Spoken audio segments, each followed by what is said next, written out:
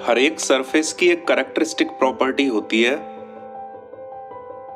कि उस पर जो भी लाइट गिरती है वो उस लाइट को अब्जॉर्ब कर लेता है, मतलब सोख लेता है, और उस लाइट का छोटा सा पोर्शन रिफ्लेक्ट कर देता है। उस छोटे से पोर्शन को हमारी आंखें डिटेक्ट कर लेती हैं और आंखों के द्वारा जनरेटेड सिग्नल को एनालाइज करके हमारा दिमाग उस सरफेस का 3 डायमेंशनल रिकंस्ट्रक्शन कर देता है और इस तरह से हमें सारे ऑब्जेक्ट्स का कलर दिखाई पड़ता है। अब हमारी आंखों में 3 कोन्स होते हैं। कोन्स मतलब फोटो डिटेक्टर सेल्स। 3 तरह की फोटो डिटेक्टर सेल्स होती हैं, रेड, ग्रीन और ब्लू, जो कि रिफ्लेक्टेड लाइट की स्पेसिफिक फ्रीक्वेंसीज को टारगेट करती हैं। और इन 3 कोन्स की वजह से हम सिर्फ रेड, ग्रीन और ब्लू में देखते हैं। अब इमेजिन करो कि कुत्ते की आंखों में सिर्फ 2 कोन्स होते हैं, येलो और ब्लू, और इसी वजह से कुत्ते को सिर्फ 2 कलर्स में दिखाई पड़ता है। और ऐसा इसीलिए होता है क्योंकि कुत्ते को दूर तक देखना पड़ता है। You know, dogs have to detect the danger at large distances. दूर तक का देखेगा तभी वो दूर तक का डेंजर डिटेक्ट कर पाएगा। और इस वजह से कुत्ते का एवोल्यूशन इस तरह से हुआ है कि वो दूर की वेवलेंथ, मतलब बड़ी वेवलेंथ, मतलब लो फ्रीक्वेंसीज देख पाए। और इसीलिए कुत्ते की आंखों में सिर्फ 2 कोन्स होते हैं। आपने देखा होगा कि लोहे की गर्म रॉड को देख के कुत्ता भौंकने लगता है।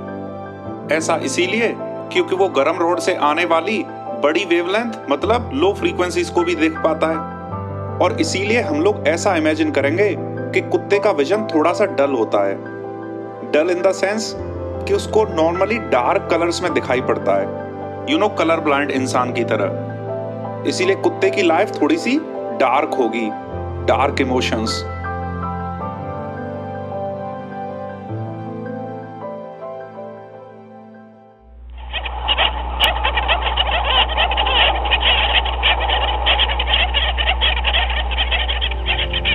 In the same way birds की जो आंखें होती हैं उनमें 4 कोन्स होते हैं। आरबीजी के अलावा एक पिंक कोन और होता है जो कि अल्ट्रावायलेट लाइट को टारगेट करता है। तो इन 4 कोन्स की वजह से बर्ड्स का विजन बहुत ज्यादा हाइटेंड होता है, हाईटेक विजन। और क्योंकि उनकी आंखें इतनी छोटी होती हैं इसीलिए वो बहुत छोटी छोटी सी वेवलेंथ डिटेक्ट कर लेती हैं।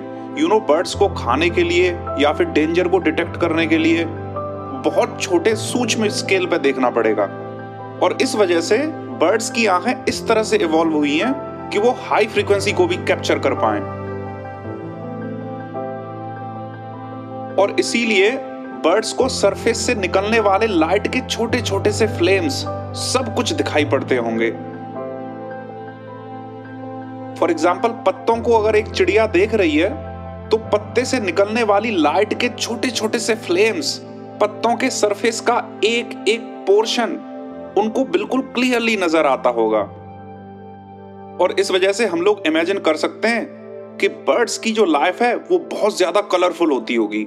आई mean, just try to imagine कि इतने ज्यादा कलर्स और इतनी ज्यादा डेप्थ में बर्ड्स को दिख रहा है तो उनके इमोशंस कितने ज्यादा हाई एंड पे काम करते होंगे। तो ये सोच लेना कि बर्ड्स की लाइफ बहुत ज्यादा डल होगी, ये बहुत ज्यादा मौथरी सोच है। क्योंकि बर्ड्स फ्रीक्वेंसी के एकदम दूसरे स्पेक्ट्रम पर रहती हैं, तो हो सकता है कि उनकी लाइफ बहुत ज्यादा कलरफुल हो और इस वजह से उनका नेचर के साथ इंटरेक्शन बहुत अलग टाइप का हो। इसीलिए अगर आपको अगली जिंदगी अगर बर्ड की मिलती है और फिर आपसे पूछा जाता है कि आप वापस इंसान बनना चाहेंगे या फिर चिड़िया बनना चाहेंगे,